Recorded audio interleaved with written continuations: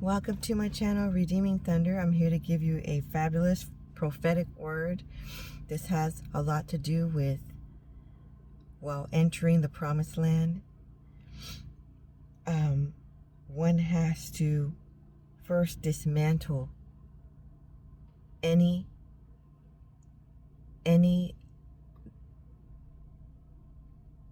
evil realms of the spirit when claiming territory.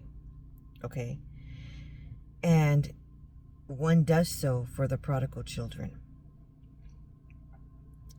so that they can be released from captivity. So this prophetic word, while entering the promised land, has a lot to do with the prodigals entering the promised land with, okay, along with you.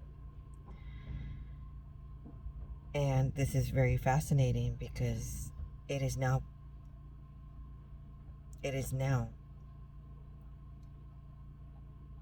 appointed times for them to return. Okay, we're in February 2025. This word was given to me on 1/24/2024. So this word has to do with fire. And it reminds me of the story of Samson. Yahuwah used him as an instrument to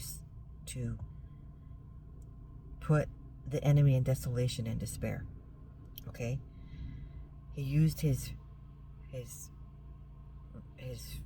rage, his strength, to dismantle the enemy. There was a specific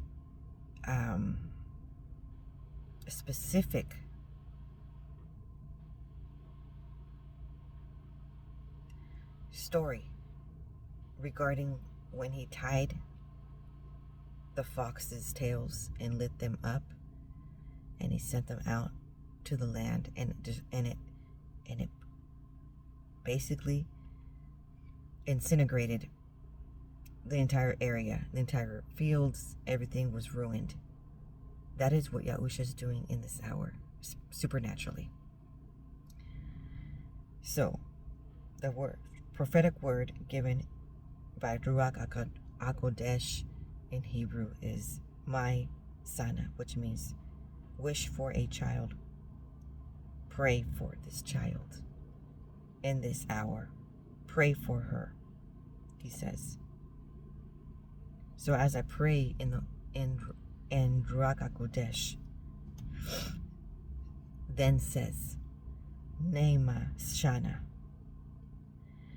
Nema is a derivative of the word na'im, which means to be pleasant, delightful, or sweet. It means sweets or dainties. It means beautiful and sweet. Shana in this hour.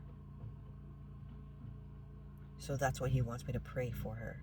How interesting and how loving Yahuwah gives specific details on how to pray for the individual. So that is what you do in this hour. You pray for your prodigal daughter, for Nema Shana. Okay? And he also then said, Toric Ko Shana. And when I research Toric, it means torch, firebrand. Ko means here thus far. Shana means in this hour. When I research what firebrand means, it means a burnt end, a stick, Isaiah 7:4, Amos 4:11, a brand, a lamp or a torch, a flambeau or burning darts, arrows fitted with combustibles. Judges 15:4. It said, and Samson went and caught 300 foxes and took firebrands, and turned tail to tail, and put a firebrand in the midst between two tails. A firebrand in such a position, it sufficiently ignited to kindle a blaze, and the shocks of corn would soon have burnt itself free from the tails of the foxes, or would have been extinguished by the beam drawn over the ground. A torch or flambeau, on the other hand, made of resinous wood or artificial materials, being more tenacious of flame, would have answered a far better purpose, and such is the legitimate import of the original. His turning them tail to tail was apparently intended to prevent them making too rapid a retreat to their holes, or indeed from going to their holes at all. They were probably not so tied that they should pull in different directions, but that they might run deviously and slowly side by side, and so do the more effectual execution. Had he put a torch to the tail of each, the creature, naturally terrified at fire, would instantly have been taken itself to its hole, or some place of retreat, and thus the design of Samson would have been wholly frustrated. But by tying two of them together by the tail, they would frequently thwart each other in running, and thus cause the greater devastation. Similarly, conflagrations produced by animals, particularly by fox, were well known to the Greeks and Romans.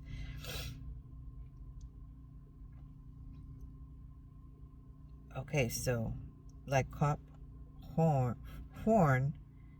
Alexandria 344, makes Cassandra represent Ulysses as a cunning and mischievous man, the man for many wiles renowned of Homer.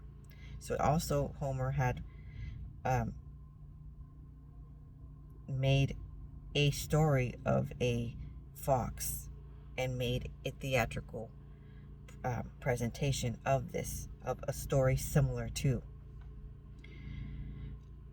Okay, so now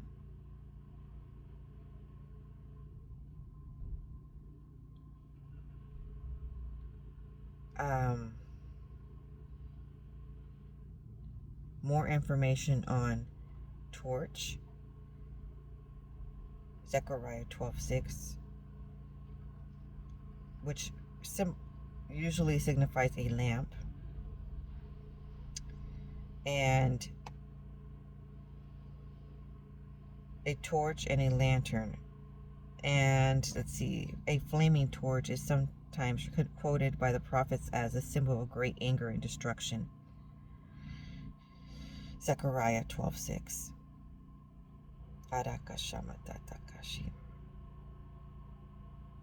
So, okay, so here's more information.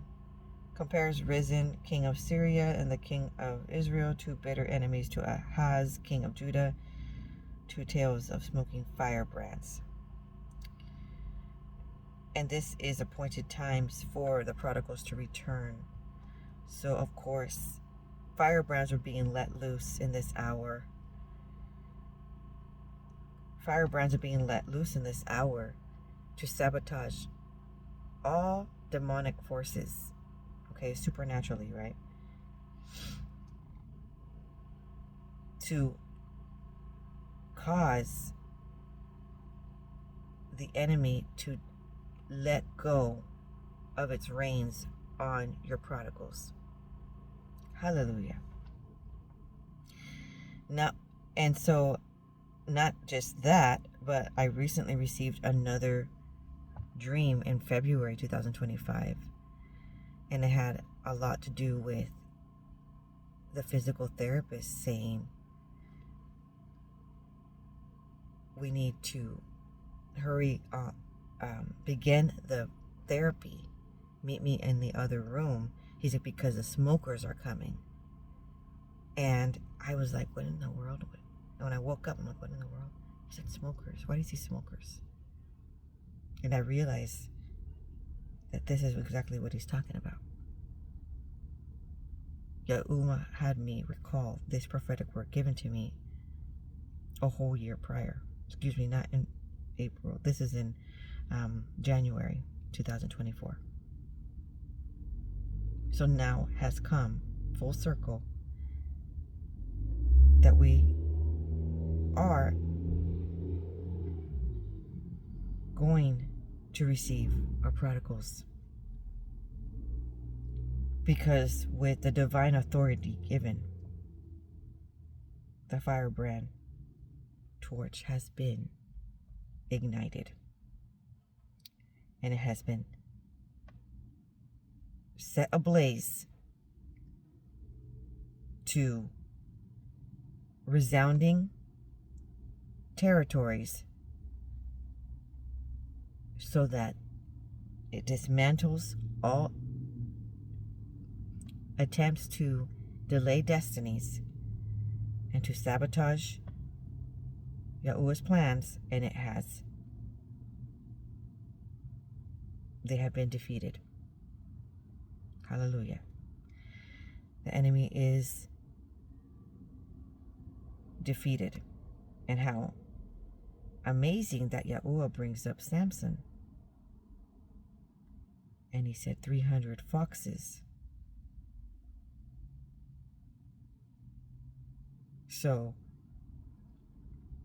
stay tuned, because I don't have very many left, very many prophetic words left regarding the prodigals. And Yahuwah said, as soon as you're, completed providing all the prophetic words, they will return. So something happens when we put it on broadcast. Okay, there's a mantle of authority, and it is launched, and it becomes manifesting into reality. Hallelujah. Shalom.